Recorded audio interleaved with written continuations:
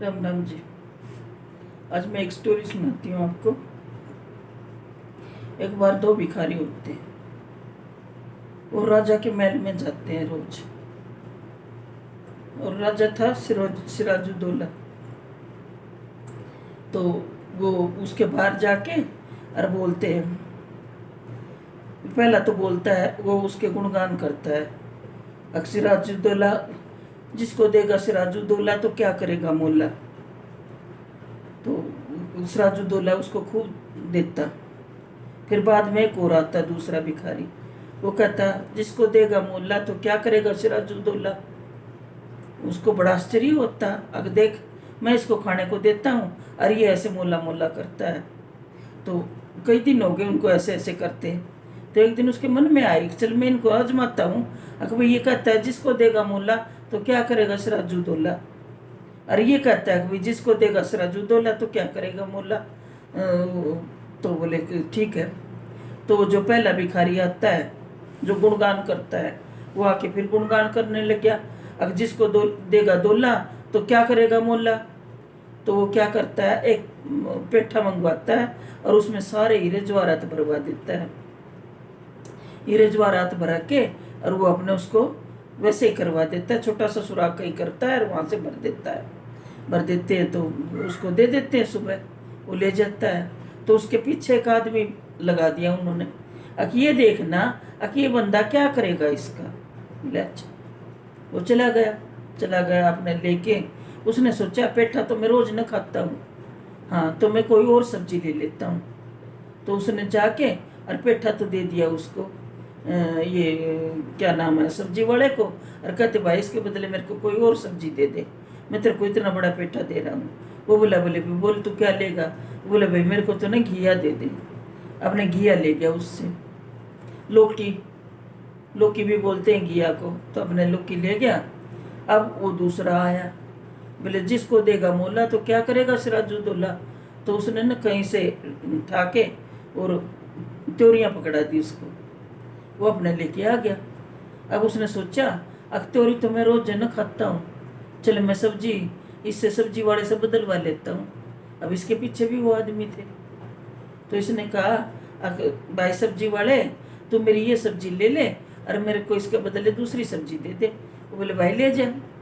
तो बोले कि भाई कौन सी लेगा। बोले भाई मैंने ये पेठा दे दे। बोले अच्छा। अब वो ले गया। ले गया तो अब पीछे वो बंदे लगे हुए थे, वो आए राजा के पास। तो कहने लगे अक भाई ना राजा जी, भाई ये बात हुई। अब राजा जी ने बंदे भेजे और बोले उसको बुला ले, बुला ले। तो बोले दोनों को बुला ले। बोले दोनों को बुला ले बारी बारी। बोले हाँ जी।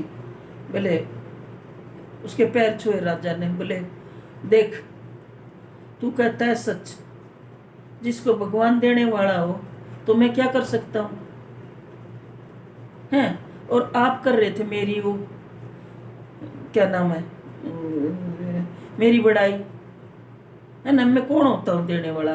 तो देने वाला तो वो दाता है सबको, सबका वही रखता है हिसाब किताब और सब कुछ वही देता है। हम तो सिर्फ नेमत होते हैं बस उसकी, ठीक है। और आज हमने ऐसे ऐसे किया था और इसने ऐसे किया, तो परमात्मा ही सबको देता है। और कौन कौन किसी का पेट भर सकता है।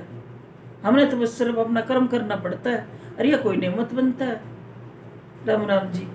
देख लेना, अच्छी लगे तो एक छोटी सी और सुनाऊंगी आपको स्टोरी।